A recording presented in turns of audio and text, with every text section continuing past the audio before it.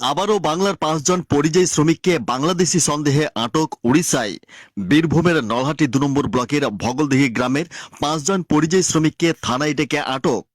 Voter card, আধার card, pan card দেখার পরও বাংলাদেশি সন্দেহ। সচিত্র পরিচয়পত্র দেখার পরও ছাড় নেই বাংলার পরিযায়ী শ্রমিকদের। ইতিমধ্যেই পশ্চিমবঙ্গে ভোটার তালিকা পরিমার্জনের জন্য বিশেষ নিবিড় সংশোধন এসআইআরও শুরু হয়েছে।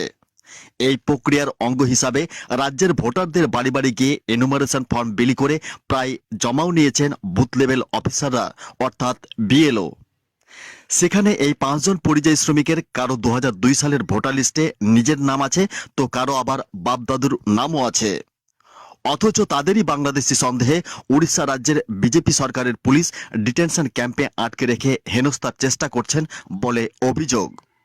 বীরভূমের নলহাটি 2 নম্বর ব্লকের ভগলদিঘি গ্রামের আব্দুল আলিম শেখ, আতাউর রহমান, সেলিম শেখ, মনিরুল ইসলাম, নূর আলম প্রায় 30 থেকে 35 বছর ধরে উড়িষ্যার আগরপাড়ার পারকুন্দায় ভাঙাচোরা কেনাবেচার কাজ করেন।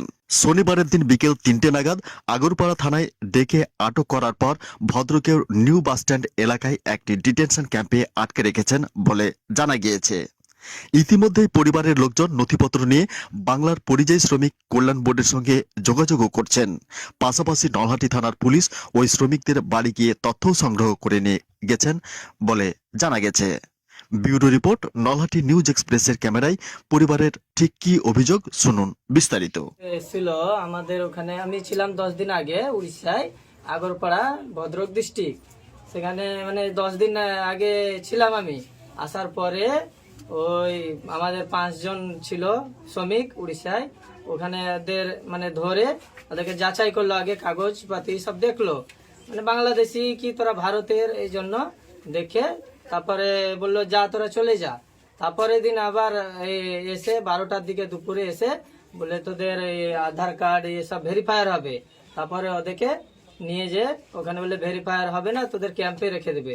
রেখে দেওয়ার পর ক্যাম্পে রেখে দিয়েছে। এই জন্য কোন ক্যাম্পে রেখেছে? ভদ্রক ডিস্ট্রিক্ট ক্যাম্পে রেখেছে, চরমপা ভদ্রক ডিস্ট্রিক্ট ক্যাম্পে রেখে দিয়েছে ওদেরকে। তারপর এই ছাড়ছে না, বলছে তোদের এখন বাংলাদেশি, তারপর তোদেরকে ছাড়ানো হবে। সব ডকুমেন্টস অরিজিনাল দেখবে, তারপরে ছাড়ানো হবে। কতদিন থেকে কাজ করতো ওখানে? ওই 12 বছর 3 জন থাকে, আর 25-26 বছর ধরে কাজ করছে, ফেরি করছে ওখানে। 26 বছর পর্যন্ত কাজ করছে, ফেরি করছে। আজ পর্যন্ত কোনো প্রবলেম নাই।